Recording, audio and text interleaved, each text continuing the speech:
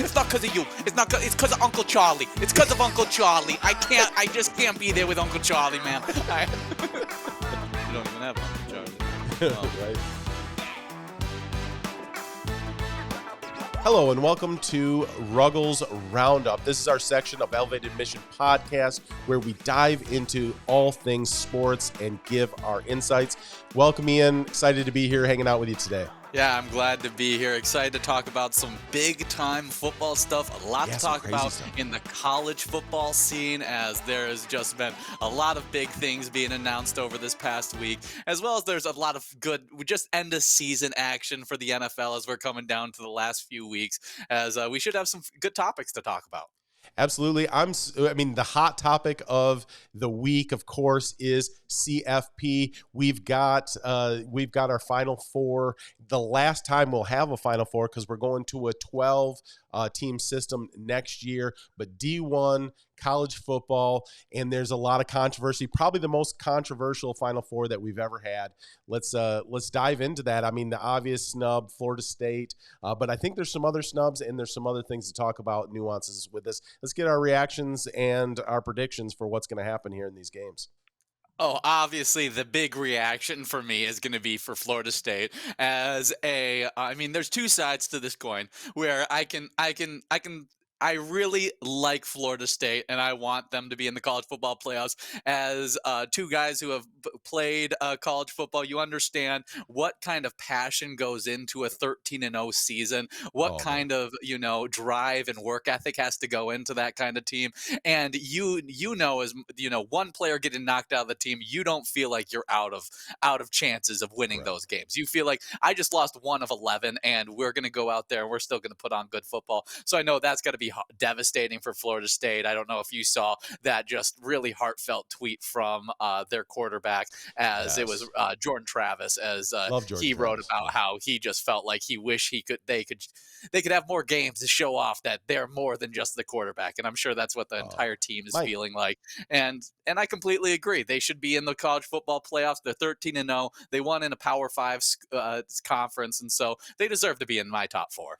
Yeah, my heart aches for Jordan Travis. Well, really, all those players, all those coaches, like you said, the hard work, it's insane. I mean, the amount of effort these folks are putting into a season, it's a 12-month process to get to right where they're at right now. And it's in that you did everything that was possible for you to do. You won every game. You took care of all that business. You scheduled hard out of conference matchups, and you won them all. And then you're looking on the outside looking in. But I was telling you earlier when we were talking that, I really, once I saw Alabama beat Georgia, I saw this coming. I thought this is what's going to happen, because I just don't think that the committee, those 13 people, were not going to be able to have an SEC list Final Four, because that was really what we were looking at. Even though, let's just put this out on the table, SEC was 7-9 out of conference this year.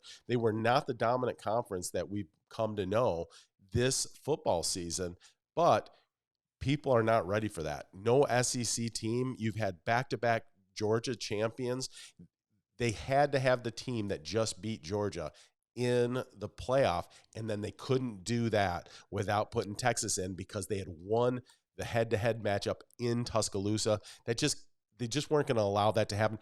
Like, the grief they're getting for not having Florida State in, the would have been exponential if they didn't have Texas into this. And so Georgia wins. I think our finals is Georgia, Michigan, Washington, and Florida State.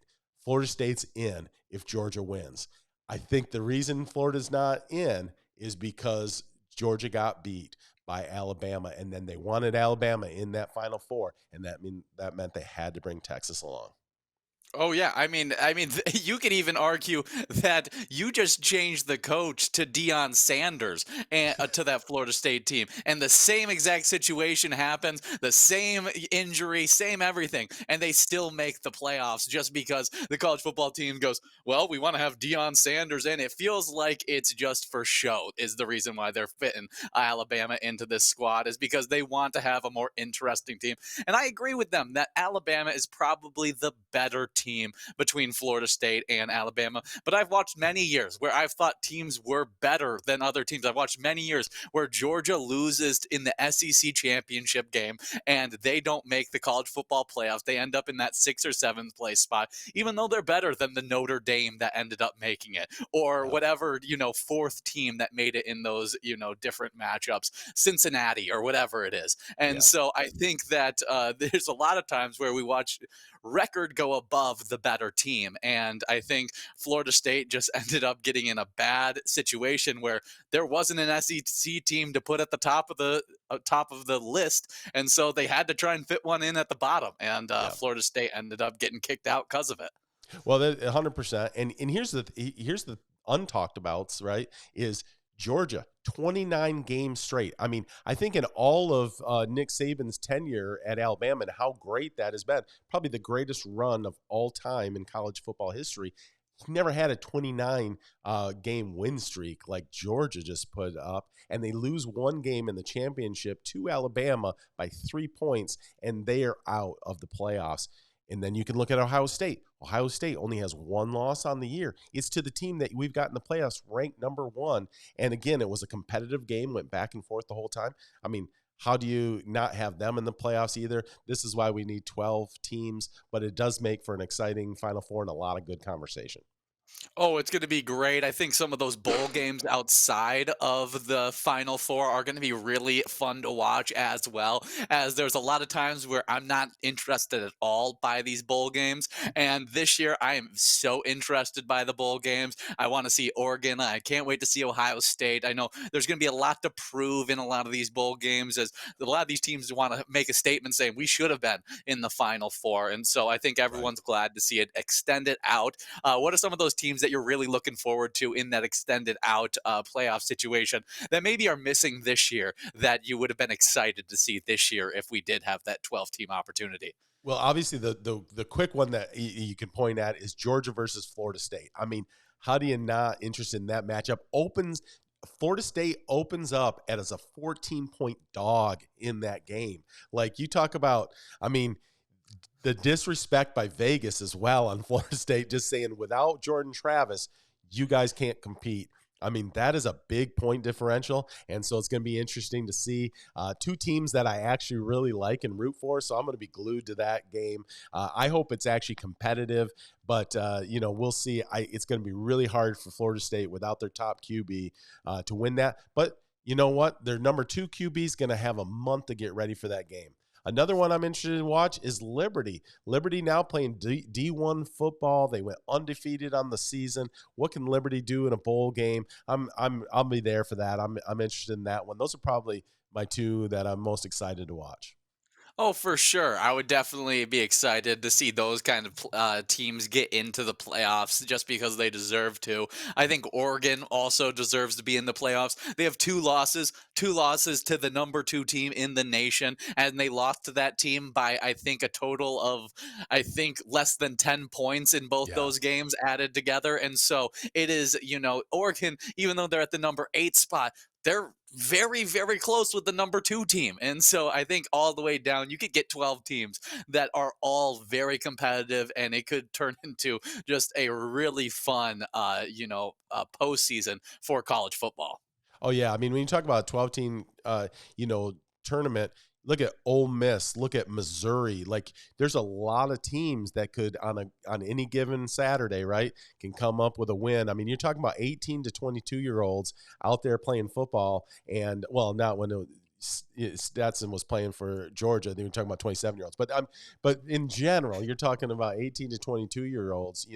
Out there playing college football, anything can happen on any given Saturday with super talented teams and good coaching staff. So we'll see where it all goes. But I'm super excited. I'll tell you what, prediction wise, as we look at the playoffs, like what's going to happen in this year's Final Four, I'll tell you what, I think that Washington really lucked into this Texas matchup because Texas's one Achilles heel is what Washington is great at. So Washington against any of the other, against either Alabama or Michigan, maybe not quite as good a matchup, but for them right now, that Texas matchup, that is Texas's weak spot, is in the pass defense. And so I think Washington might get the edge on Texas in that. Yeah, I mean, I think that that's going to be a definite tough matchup for Texas. They got the worst matchup as they could have fallen to the number 4 spot, and they probably would have enjoyed that matchup with Michigan a little bit more. As Michael Penix Jr. can just whip that football around, Yeah. but it's hard for me to go against Texas. They had the hardest schedule of any of the 4 teams that ended up making the playoffs. They beat Kansas, they beat Alabama, they beat Oklahoma State. They beat Kansas State. They've had a lot of really tough matchups this season. This is a war tested team that should be ready to take on any kind of top contender. And so I got to lean towards Texas beating Washington in that matchup just due to that experience of playing a bunch of really tough teams. Not to take away from Washington, as they beat a top 10 team in back to Twice. back matchups in Oregon, as it's tough to beat the same team twice that's as good as Oregon is. I mean, you're talking about a top 10 team in the college football scene, and they beat them twice. And so Washington is a really tough team, but I lean a little bit towards Texas. Well, I don't mind if Texas gets the win. We got a family friend, that the top long snapper in the country there for Texas, Lance St. Louis, doing that for Texas. So I wouldn't mind to see that. But from the county that I'm broadcasting from, we got Michael Penix whipping that football around for Washington. So we'll see. That's going to be a fun matchup. Another super fun matchup, in my opinion. Michigan, Alabama. You've got the winningest football program of all time, Michigan, against the most championships, national championships in Alabama. This is a historic matchup. Yeah, this is going to be a fun one. This is going to get a lot of TVs on. I think, college football playoff committee, they did a good job at getting some good TV ratings for this matchup, Yeah. as Michigan, Alabama is going to be a fun one to watch. I have to lean towards Michigan, as that's where I'm here live broadcasting from. And, Michigan is my hometown team. And so I got to lean that way. I think they both bring very similar aspects. They're both very run heavy and focused on the defensive side of the football. And I think Michigan just does it a little bit better than Alabama does this year. I think you normally go the other way around in this matchup, where you go, well, they're both very similar squads, but Alabama just does it better than Michigan. They just run the ball a little bit better. They play just a little bit better defense. And it feels like Michigan has that swing this year where they're just a little bit better than those SEC teams at running the football and at playing that defense. And so I'm leaning Michigan in that matchup. That makes sense. I like the pick, but here I'm sitting in the South. You're sitting up north, so I can go Alabama on this pick. So I'm going to take that. Nick Saban, he's going to work his magic and make that thing happen and get that win. I was just watching a documentary about how he's taken all these coaches, these D1 top level coaches. They get fired. No one wants to touch them as far as hiring them. Then he brings them in as OCs, or even just as like analysts. These guys they're talking about they went from $4 million a year to $35,000 at being an analyst on Nick's staff, just to spend a few years with him, get their traction back, learn what Nick Saban does, and then go out there and be competitive at the highest level again. And I just think he's got a system. He's got a program. I think his best coaching job to date this year. The least probably talented team that he's brought into this Final Four. Just amazing what him and his staff have done, and these players to buy into the system and lay it all on the line to get back to the Final Four again. I'm gonna go with the upstarts here. You can call Alabama an upstart, getting into the playoffs here, and we're looking at and for me an Alabama Washington final game. So I guess you got Michigan versus Texas. That would be a heck of a matchup right there. Yeah, I like the matchup, as it kind of, is called back to my family, your kids, as I'm born in Michigan. My other brother's born in Texas. And so I'd kind of like the in house rivalry that may bring. Yeah, that's a nice matchup. That would be super fun. So yeah, the other two we don't have really ties to Alabama or to Washington. But let's talk about this Michigan Texas matchup. Where do you see the strengths, the weaknesses in that one, if that's what ends up in our final game? It's a tough game. I think Texas is the best team in college football right now. They're just a really tough squad to stop. They got, they're pretty complete on all levels outside of being able to stop the pass game. I think, if you can beat Washington, I think Texas wins the college football playoffs. I think they're going to beat Alabama or Michigan, whoever they run into. It's just really a question on Washington's side if they can go out there and outduel them with a passing game that they just can't keep up with. Yeah, that's going to be super interesting. I think, yeah, that's right. That's where they match up the worst is with Washington for sure. I mean, at least what we've seen on our TV sets or in person, if you've gotten a chance to sit in the stands, because that's been the magic for Washington. Michael Penix, he's just taking care of business in the air. He can throw the ball. He's super talented, and it's going to be fun to watch that matchup. But I think if it ends up Michigan, Texas, you went Texas. I'm gonna actually go Michigan in that matchup right there. Watch Michigan. If they can get healthy again on the offensive line. I mean, I know they're not going to get Zach Zender back, but if they can get the rest of that O-line healthy, watch them just go to that pound and run game. You've got JJ back there. He can run a 4.40 when he has to take off if they got everybody covered up in the pass game. And just watch for Michigan to control the ball and take care of business out there.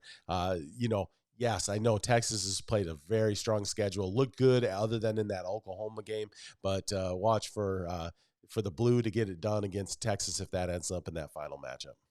Yeah, and I love Michigan versus Washington. I think versus Washington, they have a good shot at winning as they can just kind of dominate in the run side of the football, a hold possession. I think a lot of those same statements you were talking about, them just dominating the time of possession against Texas. I think they would even have a larger opportunity if they ended up matching Oh, up with 100%. Washington in the national championship game. I think Alabama tries to do a lot of the similar things that we're talking about Michigan doing in their Yeah. matchup with either of those two squads. And so, really, I think the real game changer is whoever wins that matchup between Washington and Texas. And that changes my prediction completely on who's going to end up winning these college football playoffs, as I think those teams are just so drastically different. It's kind of like Ohio State and Georgia playing each other last year, where they were just both so drastically different. Whichever one ended up winning, you knew that they were going to be a tough team to stop heading into the national championship game. And I think that's kind of true for this matchup as well, Washington versus Texas. Yeah, I like that. I like what you're saying there because I do think Michigan's DBs match up really well with Washington's wide receivers, and I mean, so one of the best wide receiver rooms in the country. yeah. Washington is it bears up with Florida State in that receiving room. Oh, fantastic receiving room. I love Coleman out of Florida State. Just talking about some just premier wide receivers out there, but just across the board, Washington's receiving crew is fantastic. But Michigan's DBs, I just love them, man. They play with a kind of a grit, and they'll come down and they'll smack you. You want to catch a ball across the middle, you're going to feel that thing. Yeah, I like a team that is a highly penalized DB squad, because if you're highly penalized, that means you're being handsy down the field. You're kind of playing in the gray zone, and the best DBs kind of play in that gray zone. And it feels like when you watch that Michigan team, they kind of love to play in that gray zone. They're very physical against those wide receivers, and they make it really really tough for any kind of pass game against them. I just love the screenshot after a PI by any DB. They're all like that, and then you watch the film, and they're dragging on the guy the whole way down the field, just grabbing everything they could on the guy, and they're like, I don't know, and they're looking at their coach. I don't even know how they could have made that call, coach. I didn't even look at the guy, but Well, just they're good actors as well as DBs, so yeah, well, every DB definitely. man, Well, they've never been beat, and they never PI'd anyone. exactly, exactly. Well, since we're talking about good players and good, matchups, let's talk about the Heisman, as I think Yeah, there's a lot of really good players to talk about there. We got a really good wide receiver to talk about that ended up getting into that top four standings of those Heisman finalists. With you got Jaden Daniels out of LSU, Oregon, Bo Nix, Washington, Michael Penix Jr. as they're all QBs, and then you got the wide receiver from Ohio State, Marvin Marvin Harrison Jr., the only guy that lands in that, I think, 18 to 22 age range that you were talking about earlier. As I think all the rest of those guys, I think, are 5 years or older in Yeah. college. Yeah, well, the whole COVID year has really changed a lot of these things. Bo Nix has been starting since I think Ronald Reagan was president. So every time he steps on the field, it's a new NCAA record for amount of starts. Because I think against Washington, that was his 60th start. So when he comes out in the bowl game, that'll be a 61st start at the collegiate level.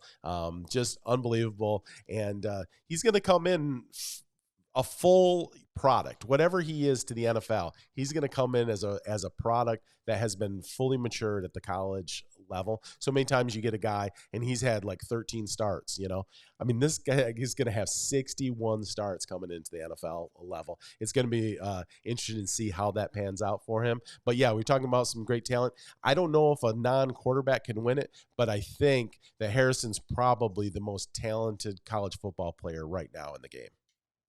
Oh, I mean, Marvin Harrison Jr. is an absolute freakazoid. You talk about size, speed, route running, hands. He's got everything you want out of a wide receiver. And he goes out there and he makes your quarterback look really, really good as he can go out there and he makes these spectacular catches. He gets wide open and he makes a huge difference in the football game. And so you look at him and there's, it's really hard in today's game to lean on a player that isn't the quarterback to win you football games. And Marvin Harrison Jr. has been one of those few players that they've been able to lean on outside of the quarterback position to win you matchups as you just go, I don't know what else to do. We need to make the, 14-point comeback in the fourth quarter.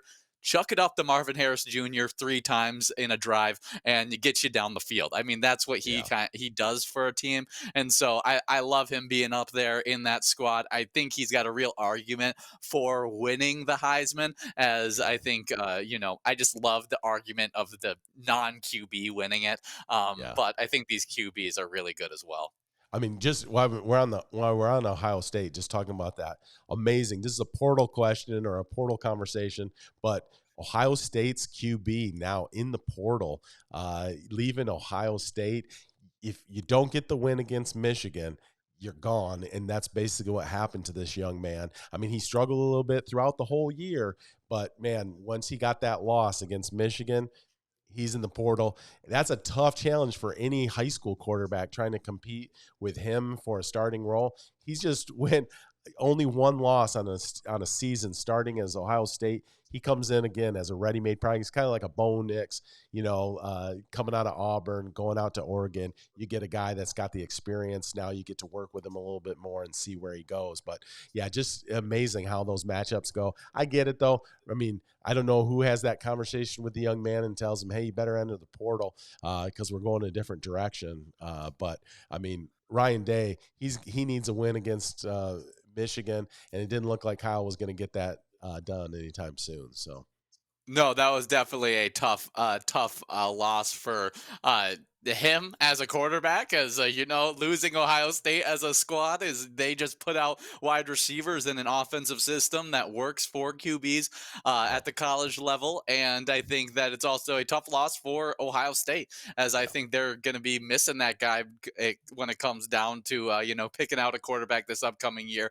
As a veteran guy is always a really good piece. Now with the transfer portal, there's 1,000,002 really nice veteran guys. You can go pick up the best quarterback from the small college D1 school that didn't get a yeah, single look at, and the guy he threw for 4,000 yards, ran for 1,000 yards, but nobody's heard of him because he played for Central Michigan University or something like yeah, that. And right, it's a very it's like that kind of situation. So there's a ton of transfer portal guys that are open. So I'm sure they'll fill it in quickly. But it's like you said, like we were talking about, Marvin Harrison Jr. He was him as the quarterback. I mean, he yeah, just made that quarterback look good all the time. That's why right. he's up for the Heisman. And I think him losing Marvin Harrison Jr., he kind of looks himself in the mirror and goes, can I survive another season without having my number one guy out there to Yeah. catch the ball for me? Yeah, no, that's for sure. It's a tough, yeah, but Ohio State, it's wide receiver you. they just keep rolling in 5-star wide receivers into that place. And so I expect that they'll get a 5-star quarterback to come in to throw to their 5-star wide receivers, and they're going to be just fine. But the rest of that finalists for the Heisman, I love Michael Penix. I mean, what he's done out there, out on the field, has been fantastic. And Bo Nix, like you said, 61 starts, very similar statistically to Penix from a just paper standpoint. But then you've got Daniels over at LSU that have put in just kind of gaudy stats at LSU from the quarterback position. It's going to be hard to match up with him statistically. So where do you lean on all that? You got the non-quarterback, you got the gaudy statistics there at LSU. You've got guys that are pretty similar stats wise in Penix and Nix. Where do you go with your prediction on the Heisman? Okay, if I'm predicting who wins it, I think Yes. that my prediction to who wins it is different than who I think should win it. Deserves it. Okay, yeah, let's As talk about that. as I think Jaden Daniels will end up winning it. He put Okay. up just these incredible stats. That's where this award tends to lean towards, is the statistics, and so I'm gonna go with him. He put up those, I mean, Johnny Manziel type stats. As we are recording this on December 6th. Happy birthday, Johnny Manziel. Oh, hey. Yeah, it is. It is Johnny. It is Money Manziel's birthday. Oh, wow. But Jaden Daniels, I think he is he's the guy that put up those stats to be able to win it, and so I think if I'm taking a guess on what other people are going to pick, I'm picking Jaden Daniels. If we're picking who I would select, it's got to be Michael Penix Jr. He's the guy that he led a Washington team that I think people expected a lot out of this Washington team, but I don't think expected a 13-0 season. Went out there and beat Oregon twice, outdueling his other Heisman finalist Bo Nix in both of those matchups. As he's played a tough series of games. He's been the best, obviously the best player on his team, leading to a 13-0 record. I gotta lean towards him. I mean, throwing for, I think it was 4,000 over 4,000 yards and over 30 touchdowns. It was just a really good year for him. Yeah, no, I love Michael Penix. He's done a fantastic job out there in Washington. He's like, to me, that old school Heisman. He's the best player on one of the best teams in the nation, just getting it done, winning those tough, gritty games. Sometimes in the slop and the snow of the Northeast. Just taking care of that against tough competition like Oregon. Them beating them twice, very impressive. You got to give the hats off to Washington getting that done. But Michael Penix is probably the biggest factor in that. I mean, he's just played some tough football. I watched that game. I think it was against Oregon State, where it's just sleeting kind of sideways, it seemed like, out there. And he's got some massive hands, man. He's just gripping that ball and just ripping it through that sleet and everything. His receivers weren't dropping him once they got there, but he was throwing it. He was still on point. I was like, this is pretty impressive. He got my attention in that game, even though statistically he was awful in that game. But that was just purely on the sleet and all that, and his receivers dropping the balls, which it was tough to catch in that environment. I'll tell you one thing. This is a side note here. Receivers wearing gloves in the sleet and in the rain. I'm kind of like, it doesn't make sense to me. I think get your hands wrinkled up. A little shout out to Phil Jerosha, my old high school scout, saying get those hands cold and wet and get them all wrinkled up, and then grab that ball with your natural hands. I'm just watching all these receivers dropping balls with gloves on in the rain. I'm like, what are we doing out there? I don't Yeah, understand the yeah. gloves. But Synthetic gloves are terrible in the rain. Everything, all those synthetic stuff, they all get so slippery in the rain. It's absolutely horrible to play with. yeah, So yeah, I always forget the swag and rip off the gloves and just go barehanded. That's my opinion on that as well. yeah. But yeah, I did get the stats pulled up for these guys. 4,218 yards, 33 touchdowns this year for Michael Penix Jr. We had we saw Daniels, the statistical freak he was, 3,812 passing yards, 40 touchdowns, and then also added in 1,134 rushing yards and 10 touchdowns on the ground. 50 touchdowns total. That is Wow. ridiculous numbers right there. And Yeah. then Bo Nix for the third quarterback on the list.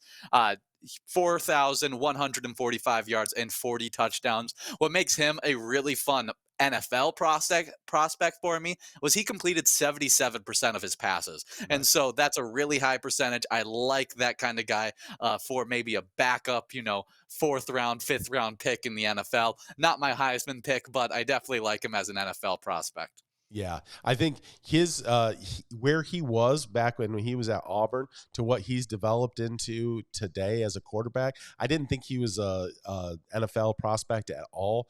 This year, he proved that he could develop into that guy. And you're right, that completion percentage, all the things he's done as a leader, and just being that key person in that Oregon offense, super impressed with him. I agree with you that if I had a vote, I'd probably put it towards Penix as well, but I do think Daniels is probably going to get the nod. That's all the buzz I hear. I do love it. So we're kind of in the same boat, you and I, on the prediction on that part of thing. I usually try to go a different direction, but I totally feel that. I don't think they're going to go towards a wide receiver, even though I think that Marvin Harrison Jr. is probably the most talented football player in the nation. But yeah, I mean, and there's some other really great players out there. I mentioned earlier for Florida State, you got Coleman out there. He's got that athleticism that I'd love to see at the NFL level. I just think he could develop into a top tier wide receiver in the NFL. Like, I'm going to be looking for these guys, at the draft, and then what they do when they get into that next league. But it's a fun to talk about the Heisman. That's we don't get a vote, and we don't know where it's going to end up. But I think that's probably where it's headed. Usually these things, I will say this, it's a little more in doubt this year than most years, like where you just know who's getting that trophy 100%. But I think Dan is probably getting that thing. Yeah, 50 touchdowns, man, is crazy. Some snubs for that Heisman Trophy. You got Blake Corum out of Michigan, definitely deserves a nod. Oklahoma State's running back Ollie Gordon, who put up 1,000, who had just a really good year. Alabama, Jalen Milrow, I should say, QB, and LSU wide receiver Malik Neighbors, had 14 touchdowns for LSU. Florida State, Travis, he was obviously Oh good yeah. enough to remove Florida State from the top four just due to his injury alone. Correct. Obviously, he might deserve a nod as a Heisman finalist, as he's good enough to affect a team's standing that much. Yep. And then obviously USC's QB Caleb Williams is always going to be in that conversation of was he snubbed just because he was just so dynamic. Yeah, he's a dynamic player. Just all those players you mentioned, just fantastic. You take Corum, for example. Literally, Michigan beat a top 10 program, right, with just the running game in the second half. Literally took the pass game off the table and just said, we're just going to run with a banged up offensive line. They didn't even have their full starting five, and they just went out there and said, we're just going to feed Corum, and we're going to let him do what he does, and we're going to win a game just running the football in a half. I mean, that's a pretty impressive feat with a banged up offensive line. I'll give just a shout out to that. That's kind of one of the most amazing in the modern era. That was one of the most amazing things I ever saw. Without your head coach, tie one arm behind your back, say we're not going to pass the ball this entire half, and we'll just go out there and win that football game against Penn State. That was pretty amazing. But yeah, all those athletes just really fun. I don't know, Jordan Travis, like you said, yeah, that's amazing. He actually kept his team by getting injured from being in the playoffs, and I feel so bad for that young man not being able to be there and play in that playoffs. But yeah, fun stuff. And speaking of like, we're coming down here, we've been talking about the Heisman, we're talking about the CFP Super Bowl. We got a really fun NFL season going on, and I've just been thinking about like who's in that Super Bowl window, who's out. Like, we've got some teams surging. We got some teams that seem like they're falling off, they not what we thought early on. Like, who do you think's in that Super Bowl window? Who do you think's outside that Super Bowl window, but maybe a good team?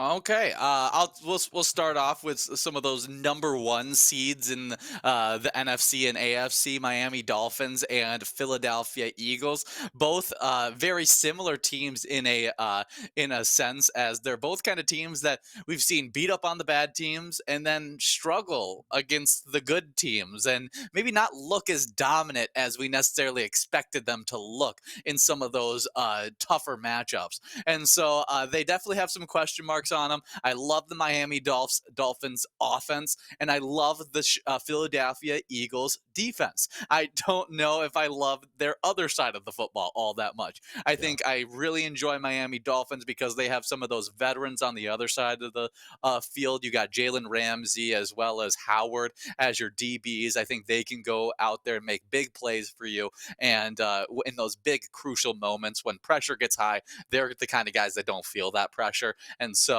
I like Miami Dolphins a lot for my Super Bowl winner like prediction. But Philadelphia Eagles, tough team to stop just because they run the football so efficiently and they eat up a bunch of clock every time they get the football. And then that defense is just so dang good. And they even made it better, I think, a few days ago, signing uh, the linebacker, Shaq Leonard. Oh, yeah. Yeah, they have so much talent on that defense for the Eagles. Impressive. It hasn't felt like that offense has fully gotten its rhythm this year.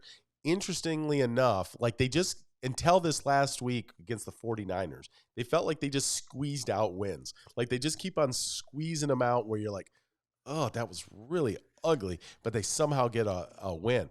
But I heard the statistics that in recent years that the Super Bowl winner, even if they've got multiple losses on the year in the regular season and all those kind of things, they've usually had 7 or more blowouts where they just blew teams out during the regular season. That sounds more like the Dolphins. That sounds more like the 49ers. Sounds more like the Dallas Cowboys than what I'm seeing out of the Eagles at this point. So very interesting just on that. I like the Dolphins pick. I don't know how they fare if they don't get home field advantage throughout the playoffs. I think they're really hard to beat in Miami. So if they can hold court, then that can get them to the Super Bowl potentially because they're a tough out. That offense is a juggernaut. And those wily veterans on the defense, like you mentioned, if they can get a little something extra during the playoffs, as we see veterans often do, then maybe they can have a really nice playoff run. It just takes a few games to get you to that Super Bowl. And then if you can play well in that game, then you can get yourself a Super Bowl championship. And I just love it. I'm there for the Mike. McDaniels, probably the best after game, conversation at the mic of anybody in the coaching world in the NFL. Well, at any level, that dude is just amazing. I heard him the other day talking about his watch in the post game conference, and I was there for it, man. I mean, it's just awesome. Oh, I'm a firm believer in great NFL coaches dress the weirdest. And he wears his little sweatpant capris all across the field. And I am a huge fan of it. I mean, you got Bill Belichick. He's always wearing the cutoff sweatshirts. You always got Andy Reid in the big Hawaiian button downs with his nice mustache he's rocking. NFL coaches that are good have weird styles, and Mike McDaniel's he checks that box 1,000 times, and so I'm a huge fan of him. He's a great coach. He seems like players have bought into him, and that offense that he runs puts up points, man. So I like Miami Dolphins a lot. I think you can say a lot of the same things with the Kansas City Chiefs, where you say really great coach that knows how to coach an offense that can put up points. You got obviously Patrick Mahomes, who is incredible. Travis Kelsey, who's out there, one of the best receiving threats in the entire NFL. But outside of that, there's really not a ton that you go, wow, for that No. Kansas City Chiefs team. And probably more so than any other year. But I mean, we watched that with Tom Brady, and Bill Belichick for so many years, where none of the rest of the team was wow, but they just kept on winning and winning because they had that consistent great coaching and great QB play. Yeah. No, I mean, they definitely get, if they can get hot at the right time, I think that could be huge. They've definitely got the that talent in Kelsey. I don't think Kelsey, I don't know if it's due to injury or what it is. He's kind of not looked like Kelsey of old this year so far, but he's also got not a lot of drawing attention talent around him. Watson has stepped up a little bit, played some nice football for them out there, and that kind of oversized wide receiver, tight end. We're not sure 100% what he is, but he's done some good things. But other than that, it's been a kind of a challenging year from a throwing perspective for Patrick Mahomes, just to have somebody that's going to always be there to catch those balls and really take that ownership in the pass game. He's got his blanket there with Kelsey, but even that's been a little bit tough this year. I believe Patrick Mahomes, the most talented quarterback on the planet, and Andy Reid, you got to say, is the best football coach on the planet as well. So you never count those guys out, right? I mean, that's got to be there. But they don't look like the team they've been the last few years, and that they've got a few holes that may keep them from winning that Super Bowl championship this year. But I mean, I just look at the 49ers. Of course, they just walloped the Eagles this last week, but they seem like the hot team. Now, did they peak just a little bit too early? Maybe. They're that team that every year I come into the season going, if they're healthy, they can win, a Super Bowl championship, but they never seem to stay healthy. And so you're like, can they do Yeah, it this year? that's the beauty of what they've kind of done this year, especially on the defensive end. I think offensively, that you still worry about all the injuries, especially at the quarterback position, because they can't seem to keep a quarterback healthy for some reason. Even though they do all those great things to get the ball out of his hands quickly, they seem to injure their quarterbacks very often. But on the defensive end, where you'd kind of been like, well, when Nick Bosa gets hurt, when their pass rush gets hurt, but they've really, laid down the groundwork for when those guys get injured, they have the next guy up kind of mentality, as they have a deep defensive line. That's one of the things they've very much invested into in the past few years, and you can see it play out where they can give those guys the kind of rest that they need on the defensive end. And so a huge 49ers guy at 9-3. They're a tough team to stop. They were probably the best team last year if it wasn't due to the fact that they had to go down to Christian McCaffrey as their quarterback. And so it's tough to not have them in your Super Bowl contention, as I think they're one of the best teams, to one of the top teams in my Super Bowl contention, if not the top team in that list. Yeah, absolutely. I think there's some teams that are just outside that Super Bowl window. Maybe they get into that Super Bowl window. Ravens are a weird team for me. Like man, when they're on, they're unstoppable. They could beat any team. And you say to me, oh, they get on a hot streak in the playoffs and win a Super Bowl? Not shocked at all. I don't know that the Super Bowl, like I wouldn't put them as my favorites, but boy, they could get hot. But I think they're just outside the Super Bowl window. But we'll see about them. Lions are another team like that to me. I think the Lions are a fun team, like one of the best watches in the NFL. They just got that attitude, the grit. It's Dan Campbell, and it's all the good and fun stuff that we all love to watch. But I think they're just outside that Super Bowl window. They need to bake for maybe another year. We'll see where they end up with that, but I think they're just outside that. And well, I mean, but I'm leaving out the best quarterback in the NFL right now, Jake Browning with the Bengals. Maybe they're just going to make that resurgence. He's on top. He's on top of the quarterback heap right now. I mean, he comes in Joe Burrow, and did he have a heck of a game? I don't think he's the top quarterback. I'm just joking around, but he had a Oh heck yeah. of a game coming in relief this last week. Did not expect the kind of quarterback play that he ended up actually showing off in their matchup, as they were that was that matchup versus the Jaguars you're talking about, Yes, correct? yes, yeah. As And he ended up unfortunately, throwing Jaguars lose. 354 yards and a touchdown, went 32 of 37 in that matchup. Definitely was a crazy game for him, as he outdueled Trevor Lawrence, who sadly had to get Yeah. taken off the field in that matchup. But Trevor Lawrence, 258 98 yards, 2 touchdowns. He had his opportunities out there. And Jake Browning, I mean, was out dueling him. I mean, 300 plus yards and a touchdown was a really crazy game for him, and a win against a pretty good Jacksonville team who's 8-4 on the year. Yeah. Is Jacksonville in that same category for you as the Lions and the Baltimore, as that team that's very talented but just right outside that Super Bowl window? I think so. I mean, they're way outside it if Trevor Lawrence can't come back from this ankle injury. Then I got him completely out of that window. But if they are, if he can come back and he can play, then yeah, they're one of those teams. And again, any of these teams, they get hot at the right time, can take care of business in the playoffs, and we see where where that all ends up going. But but yeah, I like the Jaguars. I really like what Doug Peterson has done there with them. He's really great with a young quarterback and just helping them elevate that game and be ready to take that next step. I really like what he's done. Oh yeah. Now, okay, what are your teams that are for sure in your eyes not going to make the playoffs? As right now they are listed to be in the playoffs, but you say no way they end up sticking there. As right now in fifth, sixth, and seventh seed, we have Steelers, Browns, and Colts in the AFC, and in the NFC for that fifth, sixth, and seventh seed, you have Dallas Cowboys, Minnesota Vikings, and Green Bay Packers at number 7.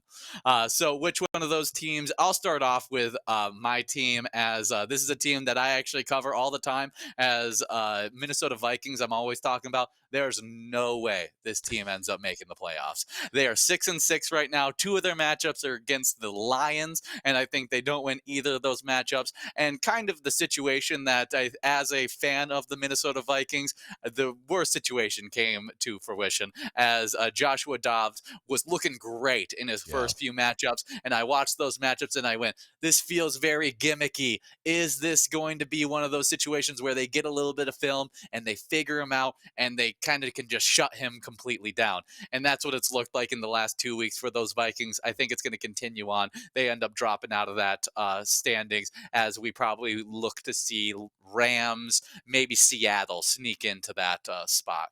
Yeah, I really like the way Rams are playing right now. A healthy Matthew Stafford. They look good, and they seem like that team that's rising. I think it is most challenging out of that group. I think Cowboys are in. They're playing good football. They're just behind the Eagles in that division, and that's why they dropped down into that fifth place spot. But they only have 3 losses on the season so far. The Cowboys are going to get in.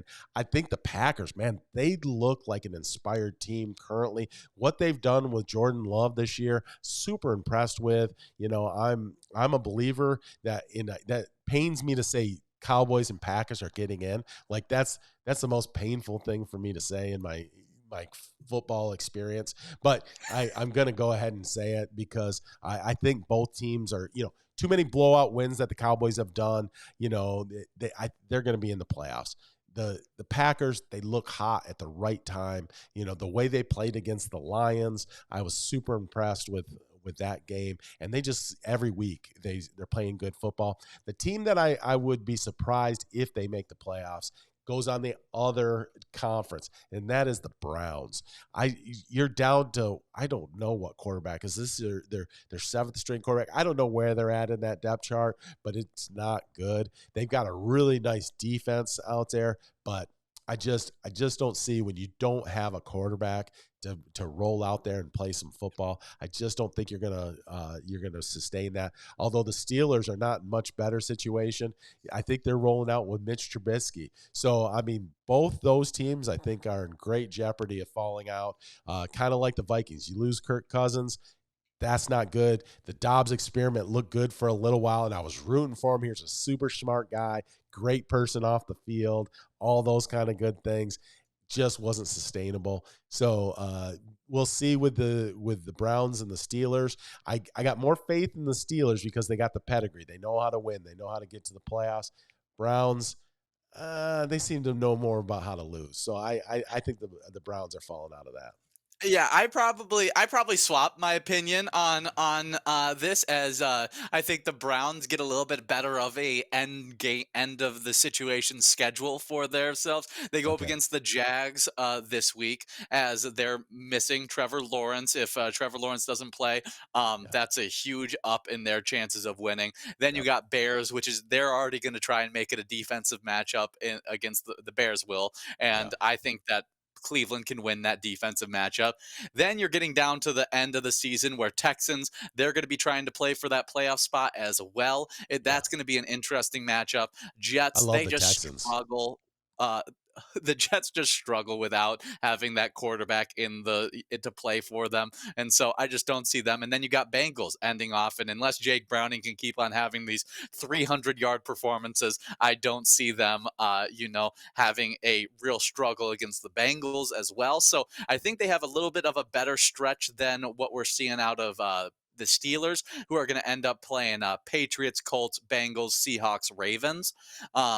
Which I think is just a little bit tougher. And Yeah. so I think you're going up against a good coach, two really good coaches, Patriots. Colts are a tough team just because they run the ball well. Bengals, obviously, same situation. You're hot and cold with Bengals. Seahawks, tough team to match up with. And Ravens, another tough team to match up with at the end of the season. And so I think Steelers end up losing a few more games than those Browns. Browns end up sneaking in, and you also get to see probably like a Houston sneak in as well, or maybe a Denver Broncos team that's been playing really good at the end portion of this season.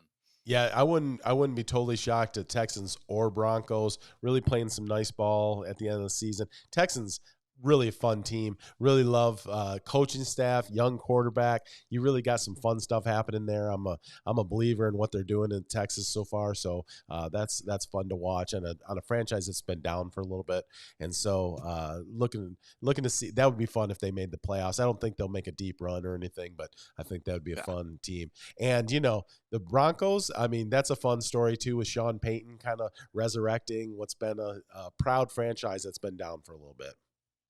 Yeah, I think it should be a lot of fun as there are at the bottom of the playoffs. There's a lot of question marks all across the board as there's a lot of good teams that very similar. I mean, even you got the AFC, which is filled with those 7-5 teams, as you got Steelers, Browns, Colts, Texans all at 7-5, and then you got a ton of teams at 6-6 with the NFC with Falcons, Vikings, Packers, Rams, and Seahawks. So it's a really fun end portion of the season. There's lots of shakeups that are still to go down and a movement within the end with that fifth, sixth, seventh spot of these playoffs. Absolutely. It's been a fun season just in general. Well, you gave us Dolphins as your prediction on the Super Bowl champ. I'm going to go ahead and make mine then. I'm going to go 49ers as the Super Bowl champs this year. That's kind of it's an easy pick. That I know I'm taking the easy way out, but Brock Purdy, Super Bowl MVP. I'm just going to go ahead and throw that on top of it, and he's second best quarterback in the NFL behind Jake Browning. So you got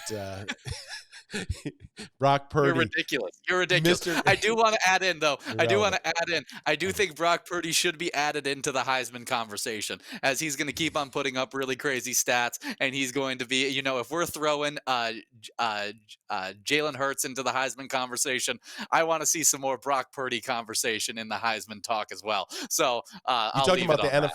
NFL MVP? Yes.